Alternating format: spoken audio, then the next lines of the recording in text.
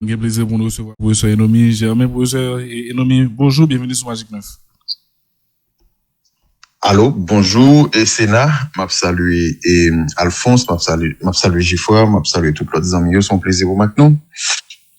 22 mois plus tard, l'UNGA de CPTA et SOK font bilan de passage dans le pays sur le plan macroéconomique, sur l'économie nationale là. Avant de regarder qui ça, et conseil présidentiel là, l'écouter avec poche et peuple haïtien. Bon, écoutez, et la première chose à dire, c'est que, alors, j'ai dit merci, j'ai salué tout le monde et m'a salué auditeur Yoto. Et écoutez, la première chose qu'il faut dire, c'est que c'est peut-être un prétexte pour discuter peut-être de la trajectoire économique et sociale d'Haïti, qui malheureusement et clairement prend soulevé en direction opposée par rapport au reste du monde.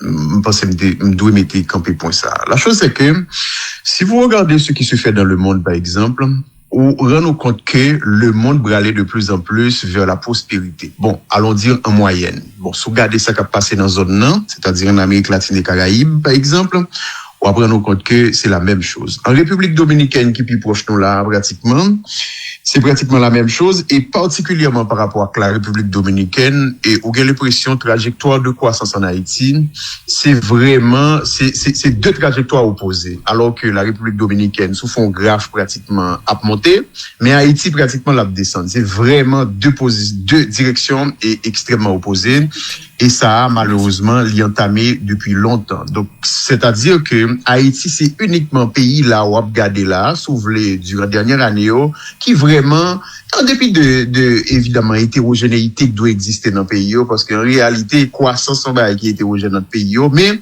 en Haïti, c'est la direction inverse. C'est le premier bagage. Maintenant, non, point ça, comme on a parlé de prospérité, etc., sous garde pendant 22 mois, hein. Bon, lundi 22 mois, c'est conseil présidentiel, mais également les gouvernements qui se sont succédés. Sous garde, du point de vue de la croissance pratiquement, ou de prospérité, on va prendre compte que, j'en connais déjà, c'est en véritable situation de paupérisation. C'est-à-dire que nous avons une situation de perte incessante de richesse. Par exemple, conseil présidentiel installé en 2024, économie, l'échuté de 4,2%, c'est-à-dire en croissance négative. 2025, c'est la même chose, moins 2,7%. Autrement dit, si vous regardez ça seulement, on t'a dit que le conseil présidentiel là, du point de vue de relance de la croissance, pourquoi c'est important? Parce que le conseil présidentiel là, t'es en mission Lio, c'est le relèvement économique. Quand nous dit relèvement économique, il passe par sur les deux canaux. Premier canal là, c'est que véritablement, faut que le conseil présidentiel là, les camper véritablement situation de chute là, et puis, donc, c'est-à-dire arriver à la stabilisation, et après la stabilisation, il faut peut-être relever l'économie nationale. Eh bien, du point de vue de la croissance, conseil présidentiel là, ou bien 22 mois ça, que le partager avec deux administrations pratiquement, sont en situation d'échec. Ça, c'est peut-être le premier élément. Mais deuxième élément qu'a regardé, c'est peut-être réalité prio. Écoute, on va pas faire analyse malheureusement ça yo, c'est-à-dire comment prio y est dans l'économie en durant période ça. Conseil présidentiel a monté en avril 2024, à côté que le niveau d'inflation dans ce pays, c'était autour de 27,3%. Un an plus tard, avril 2025, prio augmenté encore. C'est-à-dire de avril 2024 jusqu'à avril 2025, prio augmenté de 26,8%.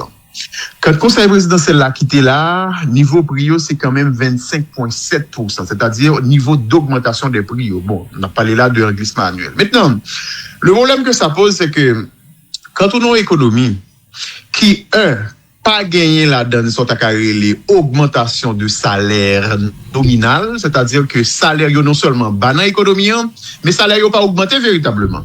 Mais il se trouve que, ou non situation côté que, pouvoir d'achat affecté parce que bon, inflation qui est extrêmement importante. Donc, son enjeu fondamental pour le ménage, notamment ménage qui plus ou moins vulnérable, c'est-à-dire qui pas trop loin de sa la ligne de la pauvreté. Donc, c'est comme si nous situation inflationniste dans l'économie, son véritable choc, mais qui a basculé le monde justement de la paupérisation. Mais là, l'homme dit choc là, l'expliqué par des mécanismes de marché, etc., mais l'expliqué par d'autres éléments tout. C'est même j'ai autrefois mon vidéo m'a expliqué que il y en a pas gagné pratiquement, c'est qu'on a une situation malheureusement de braquage de la classe moyenne en Haïti, notamment à cause de l'insécurité, parce que, écoutez, écoutez, et aujourd'hui, si tu es à Port-au-Prince, ou envie tout simplement aller dans le Grand Sud, ou imaginons toute difficulté au gagner, mais tout ça, yo, véritablement, yo, impliqué des coûts importants. Tout comme sur le cas haïtien, tout comme si, tout simplement, on machine, on besoin de le passer pour Algérie, avec, par exemple, pour pays bateau. Donc, c'est-à-dire que ça, yo, c'est des situations qui est constitué de véritables chocs sur des éléments qui vivent dans l'économie, hein, et ça le fait mon beaucoup plus. Donc, si vous regardez la réalité prix en tant que telle, il est clair que durant 22 mois, nous avons une situation, en tout cas, de plus en plus compliquée. Là encore, nous pas stabiliser la conjoncture dans l'économie. Mais soit aspect ça, globalement. Avant de continuer, excusez, Tiben, soit aspect ça, soit aspect prix et prix, et données ont montré que dans deux derniers mois, année 2025 là, l'inflation, elle était subie en tendance à la baisse, et non, mais jamais. Non, écoute, mais ça pour nous comprendre notre tendance à la baisse en réalité. C'est pas les prix qui ont baissé. Quand vous entendez inflation par exemple, alors, allons considérer qu'en avril 2025, comme nous sommes dit en décembre 2025, l'inflation c'était 25,7%. C'est une baisse par rapport à ça en novembre 2025, mais c'est pas les prix qui ont baissé. C'est le rythme d'augmentation des prix qui a cassé. Ça veut dire quoi? Ça veut dire qu'un produit te vend, par exemple, 100 gouttes pratiquement, mais il se trouve que dans mois avant, en novembre, où tu as une inflation pratiquement de 26%, le vend 126 gouttes, c'est-à-dire rythme d'augmentation prix à là, pratiquement l'augmenté de 26%, mais dans mois décembre, il n'est pas augmenté de 26%, l'augmenté de 25%. Autrement dit, prix continue à augmenter, c'est comme une machine qui continue à courir, mais il se trouve que le rythme d'augmentation prix a cassé. Donc, quand vous entendez, il y a pratiquement un ralentissement des prix, son ralentissement de rythme d'augmentation des prix. Autrement dit, là encore, c'est comme si nous même sur le rythme baisse des prix, pratiquement les prix n'ont pas baissé dans l'économie, et ça suffit véritablement pour dire que durant la période ça, écoutez, ça a été une période extrêmement difficile en matière de prix dans l'économie. Benson. Nous, on doit souligner pour économistes jamais, est-ce que vous prenez ça en considération tout, différence qui gagne dans le prix produit de nécessité, parce que c'est ça qu'on a parlé là, dépendamment si on est dans l'ouest, ou dans Port-au-Prince, ou bien dans le sud, ou bien ou dans le Grand Nord, en fonction de coûts qui viennent ajouter qu'on y a là, ce produit, lorsque puis on passe soit par bateau, ou bien il faut payer poste de rançonnement et bandits ou mettre sur route. Prio, je suppose qu'il n'y a pas même dépendamment dans la région que vous avez. Évidemment, ça c'est extrêmement vrai que les prix ne sont pas les mêmes. Pour une raison fondamentale, j'en suis disant, c'est que il y a un ensemble de zones qui véritablement moins accessible à un ensemble de produits et services que d'autres. Et c'est pour ça, par exemple, dans les différentes données de l'IHSI, où il y a tendance à rendre compte que, par exemple, le Grand Sud qu'on gagne de niveau de prix qui est beaucoup plus important. Bon, dernier moment, nous rendons compte que sont à les régions transversales là, qui gagnent là dans le plateau central, la Clartibonite, tout, ils connaissent une augmentation de prix beaucoup plus importante. Donc, c'est vrai que prix en général, ils communiqué ou bien IHSI communiqué comme données globales pour l'inflation sont données moyennes. Donc, oui, il y a des différences énormes, bon, en pile fois très significatives, eh bien, s'ouvrir entre les régions. Donc, mais ça ne sont pas discuter là, c'est ça le prix moyen qui est pratiqué dans l'économie. Mais effectivement, il y a des différences régionales. Oui, avec.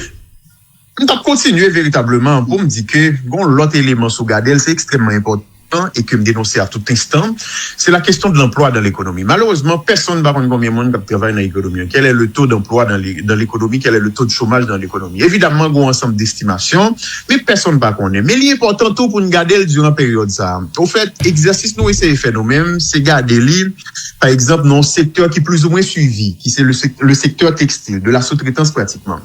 Nous rendons compte que quand le conseil présidentiel là est installé, c'était environ 32 000 personnes qui travaillent dans le secteur textile là. C'est-à-dire qu'il y a 32 000 personnes qui travaillent. Les obralés là, c'est environ 20 000 personnes qui travaillent. Autrement dit, durant la période ça, qui sont bilans, ont responsabilité partagée, il y a environ 10 000 jobs qui perdus uniquement dans le secteur. Ça, évidemment, nous connaissons un ensemble de chocs externes, notamment un ensemble d'incertitudes qui pesaient pour, allons dire, renouveler loi L, loi HOP, etc.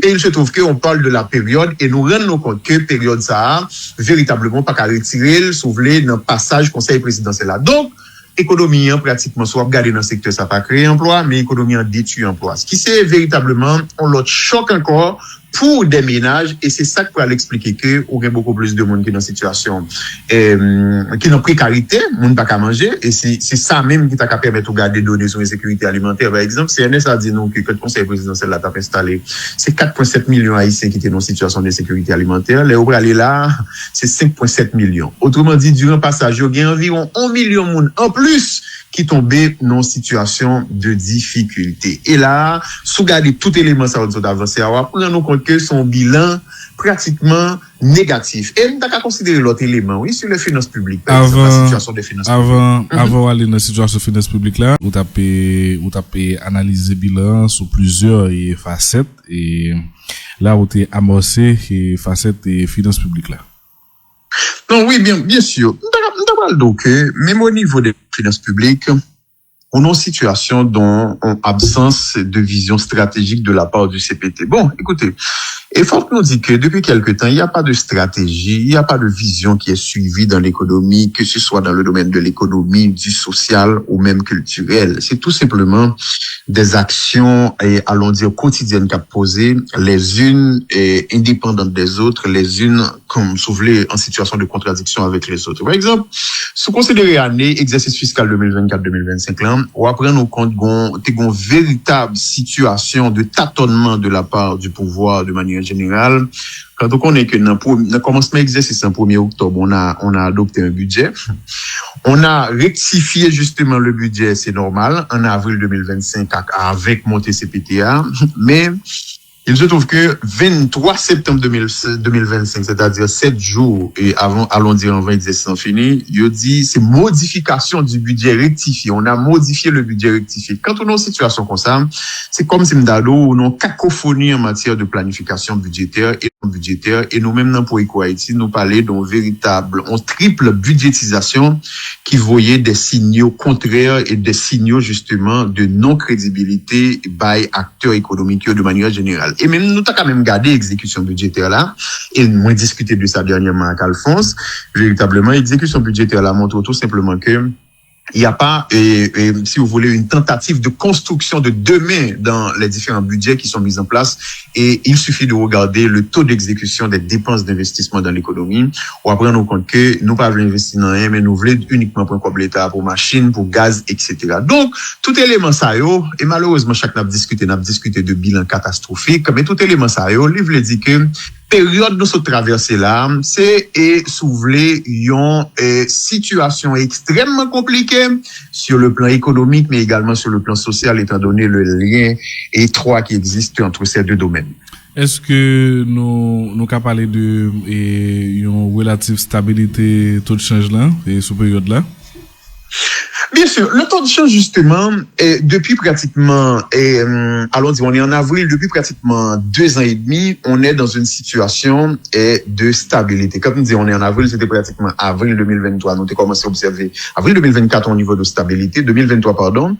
Mais dans ce qui arrive, c'est que effectivement, une situation de stabilité du taux de change et ça, les résultats de plusieurs éléments. Premier élément, c'est que, où sont une gamme de mesures qui étaient annoncées par la Banque centrale, pratiquement, pour essayer de stabiliser pratiquement le taux de change, et gamme de mesures, ça, là-dedans, véritablement, t'es gagné un ensemble de circulaires 114-1, 2, 3, pratiquement, qui étaient, et allons dire, imposées en mesures, qui ont des conséquences négatives, les tout, mais en mesures véritablement qui capent participer dans stabiliser le marché, parce que véritablement mesure ça te permet que banque centrale bon quantité de dollars n'amène pour l'injecter dans l'économie quand il rend compte que l'intention ça c'est un.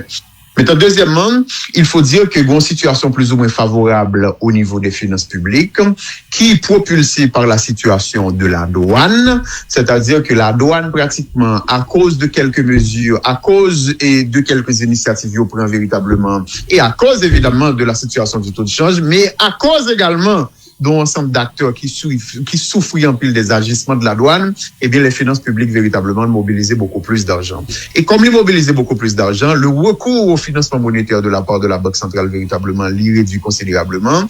Et moi, quoi que pour exercer ça, on prévoit véritablement $0. Et finalement, il faut dire que Banque centrale l'a pratiquement montré les plus ou moins gains en maîtrise de situation et de pilotage sous les politiques monétaires là, notamment, Jean Sodoula qui est renforcé par mesures que le prend, qui c'est pas des mesures de politique monétaire conventionnelle, non, mais c'est des outils véritablement que le mobiliser pour essayer de maîtriser une situation, en tout cas, qui est très étrange, à savoir que, en dépit de tout, malgré tout ça, fait pratiquement le taux de change va augmenter. Donc oui, c'est une stabilisation du taux de change, mais le problème, pas oublier ça, non, c'est vrai que, ou qu'il y a une stabilisation du taux de change, c'est-à-dire que pas une grande variation, l'instabilisation, c'est-à-dire une fourchette de variation. Mais le problème, c'est que, en dépit de ça, les prix pas suspendre augmenter dans l'économie, hein, parce qu'il y a un véritable goulot d'étranglement de l'économie. C'est-à-dire qu'il y a un ensemble de problèmes qui fait que les marchandises pas qu'à circuler normalement.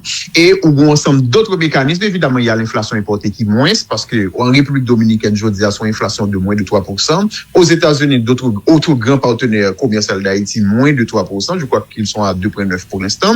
Mais au fait, tellement il y a des chocs à l'interne de l'économie, c'est que, et en dépit du fait qu'on maîtrise taux de change là, qui compte constituer un véritable, sauf les drivers pour inflation dans le pays, taux de change là maîtrisé, mais on toujours dans une situation côté que, écoutez, inflation là pour augmenter. Autrement dit, en dépit de tout, nous pouvons pas stabiliser tous les prix qui existent parce que le taux de change son prix, mais c'est le prix d'une monnaie par rapport à une autre monnaie. Il y a plusieurs mesures que CBTA ou bien qui étaient prises pendant le CBTA.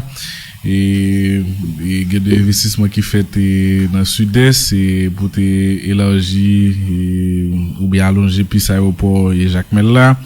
Et il y a des décisions qui étaient prises pour l'ouvrir ou bien pour ouvrir port du sud, et il y a un travail qui fait dans l'aéroport et Antoine Simon qui est internationalisé, qui est capable de recevoir des vols, et il y a des investissements que Banque américaine de développement fait dans Grand Nord. Est-ce que les trois bonheurs pour nous évoquer porter impact et différentes initiatives ça sur l'économie et non jamais?